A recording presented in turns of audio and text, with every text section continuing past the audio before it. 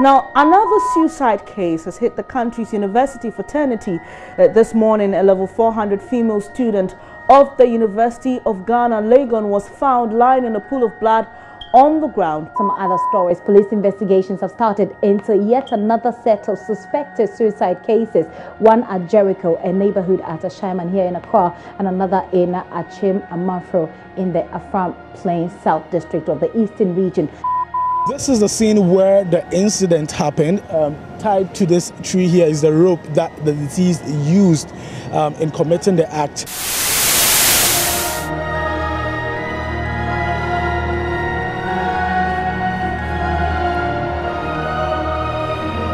Suicide is fearsome and difficult. It requires resolve and concentration. After taking the poison, I really suffered throughout the night, but I did not die. I went and bought the poison, which I tried on the dogs. So 2 of them died. The other one, maybe he didn't eat because he survived. He was okay. So I said, okay, then the poison is potent, so I will take it, and then all the troubles and all the hassles will be over. So I did take it. Suicide is an act of courage. It takes the fearlessness of death itself to complete suicide. It's like the future was bleak. So one early morning, I decided, let me take Parazone. And then, pray and hope that I just die and then it's over. So I drank Parazone. But there's an error in the minds of people who complete suicide, that they are a burden to the people around them, and that everyone would be happier if they died. But that is the reason why they are killing themselves.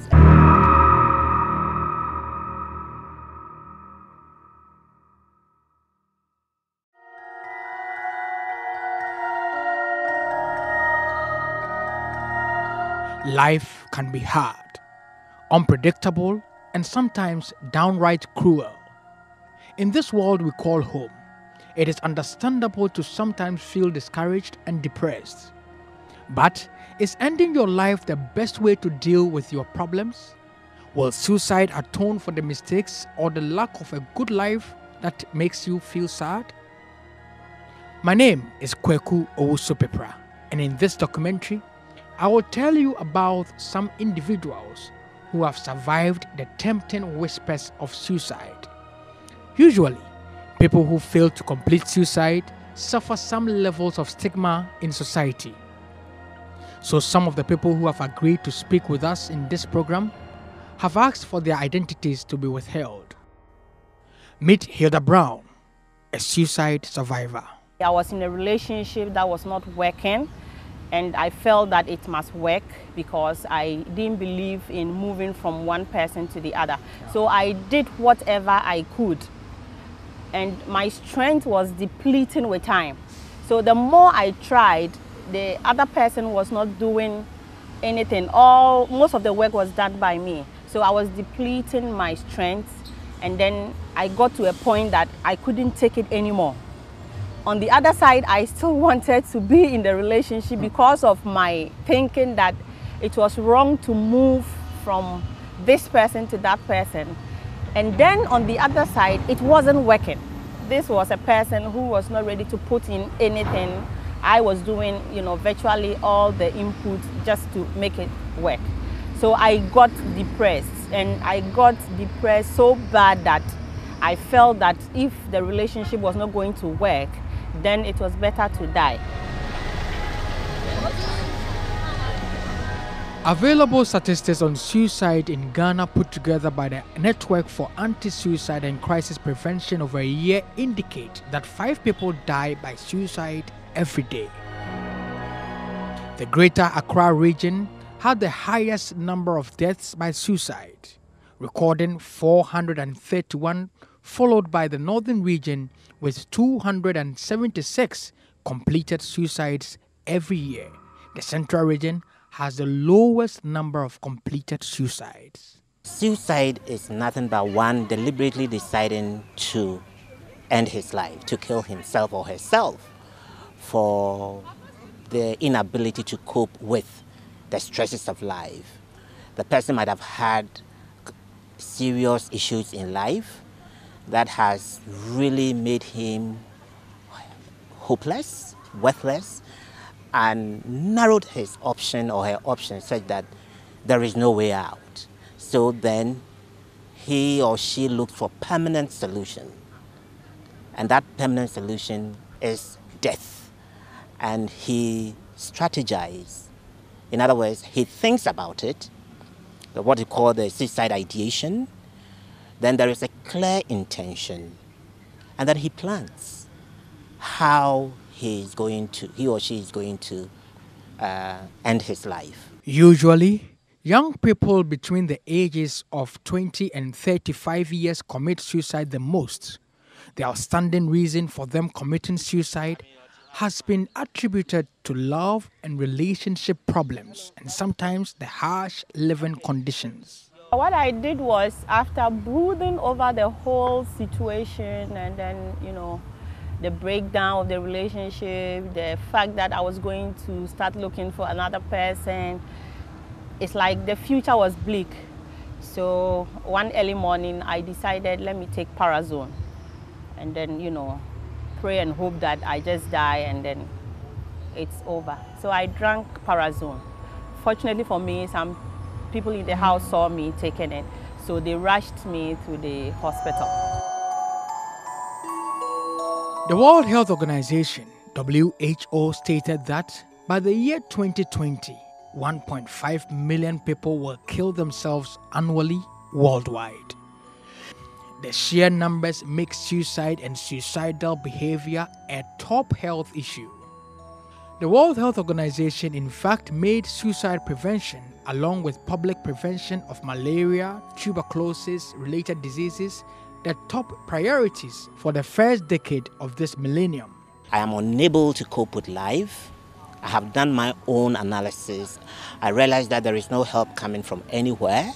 I feel worthless. I feel hopeless. I feel that death is a better option because of the pain, because of what I am going through, the worthlessness, how I feel. I feel I'm nothing. I feel no help will come from anywhere. And so I'd rather be dead.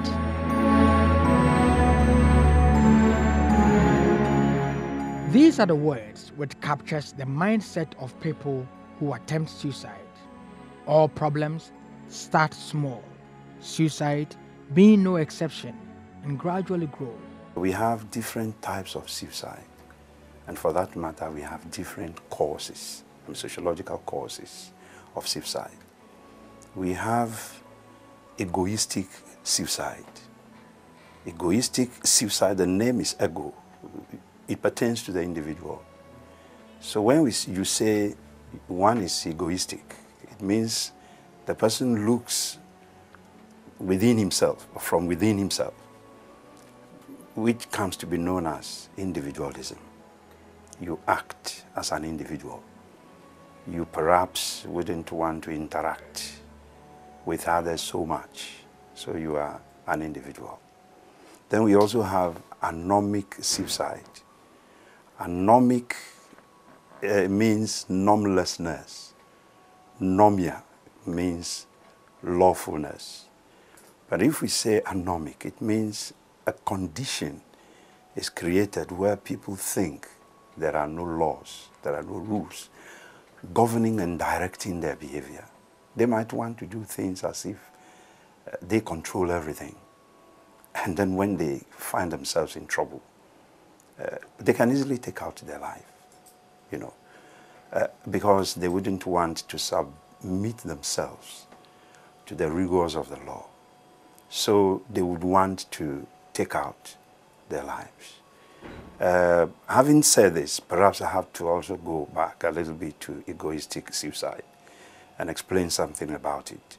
Coming from the individual perspective or the perspective of individualism, when an individual who wouldn't want to, or who is not integrated into groups, is faced with a problem,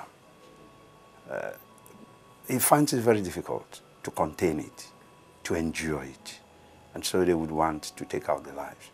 Suicide can be seductive. Being crushed by depression, taking one's own life can seem like the only escape from the unrelenting physical and psychic pain. Convincing one to stay in this world that seems to consist only of unrelenting darkness is a difficult task.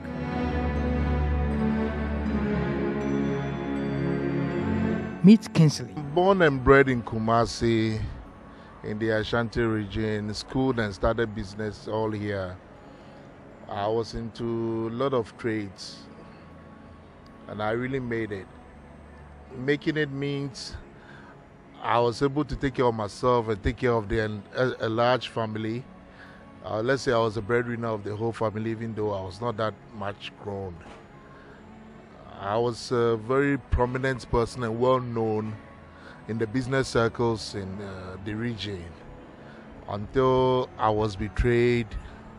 I was actually betrayed and duped by a very close friend of mine to a very large tune, which runs into, let's say, thousands of the old Ghana cities. And then we'll say millions in the, thousands in the new Ghana cities, and then billions in the old Ghana city. So being confronted with the loss and then the betrayal by a close and trusted friend led to so many incidents. During the business trips, I happened to meet other business partners. So I was indebted to most of them.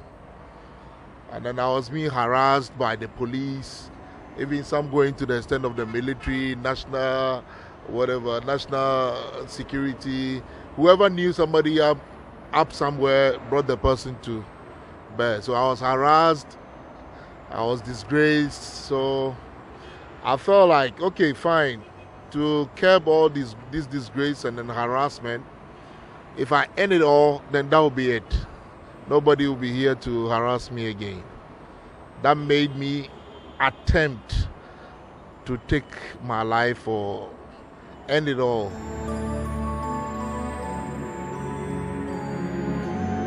Pain mixed with guilt, anger, and regret makes for a bitter drink, the taste of which takes years to wash out of some mouths.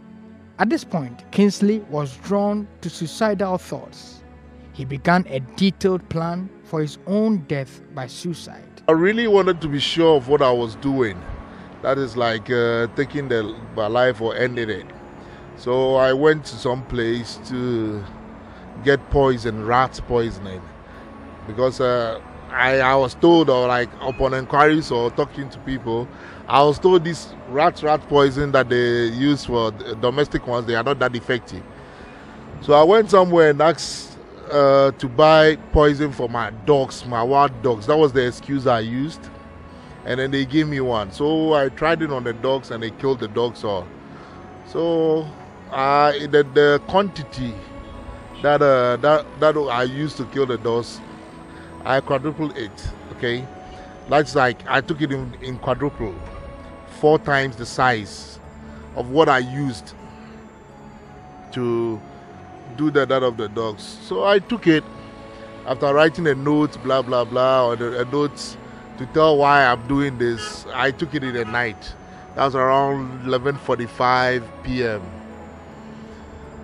Lo and behold, next morning, 4:30 a.m., 4:35 a.m., I was still alive, but with severe and then unbearable pains in the tummy.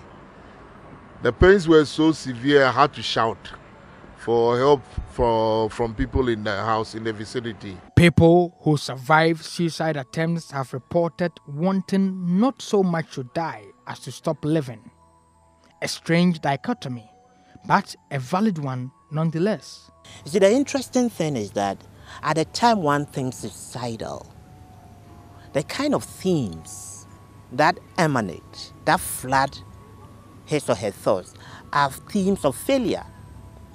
At that material moment, nothing he has achieved will register, as if in his life, in her life, he's not been able to do anything. And that is as a result of some faulty thinking. That is as a result of mental ill health that I'm talking about. One of the major one being depression, major depression. You could also have bipolar, where you swing between a moment of excitation and a moment of very, very sadness, deep sadness. Okay, so it is about, I have looked at my life. Death is a better option. But what many people don't know is that you are thinking this way because of maybe a pre-existing mental condition, ill health, that when attended to will elevate your mood. Yes.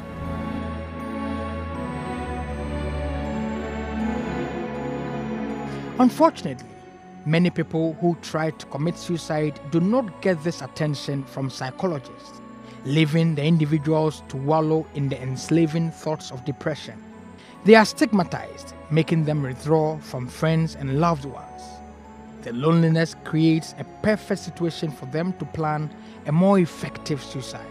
I was treated at the Tema General Hospital for the Parazone that I took. Unfortunately, after treating me for the Parazone, I didn't get any counseling or any form of help. Nobody asked me, why did you take the Parazone? Do you have any problem? Like, you know, there was no counseling at all. All they did was treat me for the Parazone. So I came back home worse than I went, because I felt that now people have even gotten to know that I have tried to kill myself. So I'm going to be stigmatized. They would, you know, see me as somebody who, you know, I don't value life. And probably even my friends would get to know.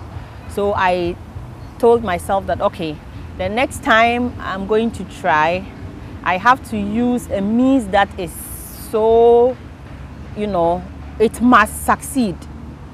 It shouldn't be something that somebody would have to, yes, save me or it will fail. No. So subsequently, when I'm driving, and then at the time I was using a Toyota Echo, which is a very small car. When I see a bigger truck coming my way, then I feel like crashing into the truck. So in thinking of how to crash in, then sometimes it will just pass by, then I park for some time, put myself together, and then go back to work. I did try it the second time. But what caused me to try the second time, or to take my life the second time, was, as I mentioned earlier, I had only one person to look up to, that was my daughter. And then through some weird how do I put it? Conditions, she fell, hit her head at the back, and she died. That caused me so much pain, so much grief. So I came to the realization that, okay, that's my daughter, the one I cherish so much, the one given the chance to live again, wanted to live for. If she's gone, I don't see the reason why I should be alive, because she was my everything. She was the only thing I held so precious, the only thing that I was looking up to then. So if I've lost her, there was no point. There was no point in staying alive again. So what did you do with the second? Yeah, the second attempt, because taking the poison, even though it was in large quantities, still failed, I decided to try the rope by hanging. So I took time to learn how to make the rope properly, because this time I didn't want any failures. I wanted to go because there was nothing left for me. Some are, however, lucky. They get some help after they are unable to complete their suicide. Jocelyn got suicidal after some terrible family experiences living with her cousin in Europe. Jocelyn became depressed and decided to die and leave everyone behind to bear the pain of losing her after making her life unbearable. One night, she drank a full bottle of whiskey, hoping that she would die through her stupor. She woke up the next morning sad and angry to be alive. She went through therapy, yet the suicidal thoughts persisted. I hope something could change, but after therapy, you're still in the soup that is still boiling. So everything is always the same. And because of that, I was carefully monitored. I was never allowed to be alone at any point in time because of the thought that I could do that again. But I wish that I would have disappeared anyhow, any other means. Maybe knocked down by a car. We used to go out swimming in the pool a lot with the kids, so maybe I could drown. Or in the cold nights, winter, if I'm going to work, I would just freeze, and something funny thoughts, was in my mind almost every time, just for me to disappear. But I wasn't really brave enough to take that bold step by hanging or slitting my wrist or stabbing myself or taking poison or drinking poison or whatever. I couldn't do any of that. But I wanted a very smooth save that wouldn't hurt so much. That was what I was aiming for, that one day I would come across such and it would happen. When Hilda survived the other attempts, she finally decided to try a final but more effective way to die. We have a very tall building in the office, up to the 9th floor. So anytime I go up there, then the feeling is like, why not jump? At one point, I actually tried. I went and stood close to where I could jump. Then a colleague of mine just came around. He was passing actually. And he was like, Hilda, today you look so beautiful. Then I was like, in the midst of all this, somebody still sees that I look beautiful. So that actually, made me think twice. I decided that no, I wouldn't jump. So when I went back to the office, I decided to talk to a friend who was in the US. I said, this is something that has been, happening to me. I just feel like dying. I've actually tried it. I don't know what exactly would happen next. So she told me that no, she would want me to come to the US. Initially, she thought that just changing of environment and moving away from this person would help me heal. So when I got to the US, then she said, why don't we seek for help from a psychiatrist?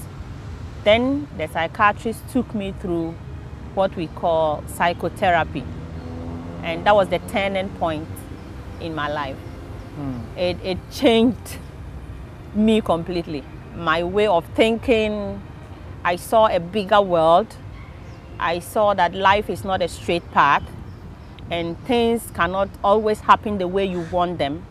There would be certain blocks on the way, there would be problems, but if you keep going or if you are hopeful, definitely, sometimes it is for the best. A person's risk of committing suicide can be increased by a number of demographic and social risk factors. Demographic risk factors for suicide may include being male, being relatively young, being single, widowed or separated or divorced. When such people go for therapy, the psychologists then begin a work on their psyche, making them see another reason to live. This person comes to you that life is not worth living anymore. Your question is, how do you engage with this person to create a turnaround situation for that person? Well, the first thing you would have to do is to really ascertain whether the option of suicide is real. Sometimes erroneously people think that when you discuss issues about suicide and the person hasn't thought of it, then you are in a way suggesting it to you. It is a myth. When a person has gone through certain terrible situations in life and they are depressed, one of the themes that come up is depression. And so as a mental health professional, you would have to put it on the front burner. have you thought about killing yourself? Straight away. When it is right that she has thought of killing herself, she realized immediately that even I haven't spoken, this person seemed to empathize. He understands. She understands what I'm going through. Because certain cognitive frames predisposes people to think suicide. And so then one thing I would have to do as a mental health professional is to quickly assess the plan for suicide. Yes, she's thought about suicide, but I want to apprise myself with whether she has a comprehensive plan for executing the thought, the ideation, and whether that plan is dangerous. Between someone who has access to a gun and someone who has access to a pill, contemplating suicide, you realize that the person with access to the gun or other is more lethal. And so then it kicks in some urgency in trying to do whatever you want to do to remedy the situation.